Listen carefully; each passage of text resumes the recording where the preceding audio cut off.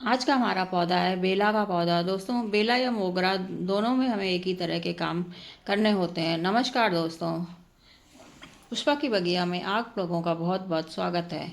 आज अब बारिश का मौसम शुरू हो चुका है और कभी कभार थोड़ी बहुत बारिश भी हो रही है। ज़्यादा बारिश तो इस समय बिल्कुल नहीं हो रही है, इसलिए अभी हम अपने पौधे में एक अच्छी खासी खाद तैयार करके डालेंगे, जिससे कि हमारे पौधे की सभी तरह की ज़रूरतें पूरी हो जाएंगी। और अगर आपके पौधे में कलियां नहीं बन रही हैं और पौधे में ग्रोथ रुकी हुई है, तो ये सारी चीज़ें आपके पौधे में होनी शुरू हो जाएंगी। दोस्तों, इसके लिए जो सबसे पहला काम हमें करना है कि जहाँ से भी पौधे की ग्रोथ रुकी हुई है, आपको वहाँ से थोड़ी थोड़ी सी पिंचिंग ज़रूर कर देनी है। और अगर फूल आकर के समाप्त हुए हैं तो वहाँ से भी आपको टिप्स को कट कर देना है। अगले काम में हमें ये करना है कि पौधे में जो भी खरपतवार या घास फूस निकली हुई है, उसको हमें हटा देना है, जिससे कि हमारा पौधा साफ सुथरा हो जाए और जो भी पोषक तत्व हम अपने पौधे को दें, वो हमारा पौधा अच्छी तरह से ले सके। इसके अलावा पौधे में भी जो खराब पत्तियां वगैरह हैं, उनको आपको तोड़ करके अलग कर देना है। इसके बाद हमें पौधे की अच्छी तरह से गुड़ाई कर लेनी है, जिससे कि हम जो भी खाद अपने पौधों में दें, वो हमारे पौधे की जड़ों तक पहुँचे और हमारे पौधे को साफ ताज़ी हवा भी मिलती रहे, जिससे हमारे पौधे की जड़ें खराब नहीं होती हैं और हमारा पौधा तेज़ी से ग्रोथ करता है। दोस्तों, ये सारे काम आपको आपके पास जितने भी बेला या मोगरा के कोई जो भी पौधे हैं, उन सभी में करना है।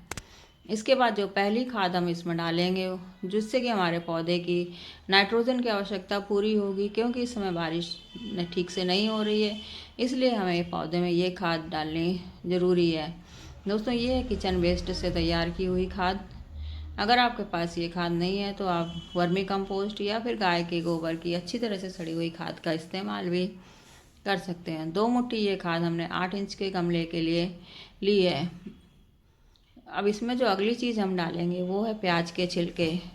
दोस्तों, ये प्याज के छिलकों को पीस लिया गया है और 1 मुट्ठी के लगभग ये छिलके हम इसमें डालेंगे। दोस्तों, प्याज के छिलकों में पोटेशियम तो पाया ही जाता है, इसके अलावा इसमें अच्छी खासी मात्रा में सल्फ़र होता है, जिससे कि हमारे पौधे की जड़ों का ग्रोथ तेज़ होती है और हमारे पौधे की जड़ें मजबूत बनती हैं। तीसरी चीज़ जो हम इसमें डालने जा रहे हैं वो है ये चूना पाउडर। दोस्तों, ये खाने वाला चूना है जो कि पान में इस्तेमाल किया जाता है। आधा चम्मच भर के हम ये चूना इसमें डाल देंगे। इसमें कैल्शियम बहुत ज़्यादा मात्रा में पाया जाता है, जिससे हमारे पौधे का तना और टहनियाँ मजबूत होती हैं और ज़्यादा बारिश की वजह से हमारा पौधा गिरता नहीं है। दोस्तों, अंत में हम इसमें एक चीज़ और डालेंगे, जिससे कि हमारे पौधों में कलियों की संख्या बहुत ज़्यादा तेज़ी से बढ़ेगी। ये चीज़ जो हम डालने जा रहे हैं ये है सीवीड ग्रैन्यूल्स। दोस्तों, ये सीवीड ग्रैन्यूल से हमारे पौधे की जो छोटी छोटी ज़रूरतें होती हैं, जैसे मैग्नीशियम, आयरन वगैरह, ये सारी चीज़ें इसमें पाई जाती हैं और ये सभी चीज़ें हमारे पौधों को कम मात्रा में चाहिए होती हैं, लेकिन इनकी कमी से हमारे पौधों के विकास में कमी आ जाती है। इन सभी चीज़ों को मिला करके हम अपने पौधे की मिट्टी में अच्छी तरह से मिला देंगे।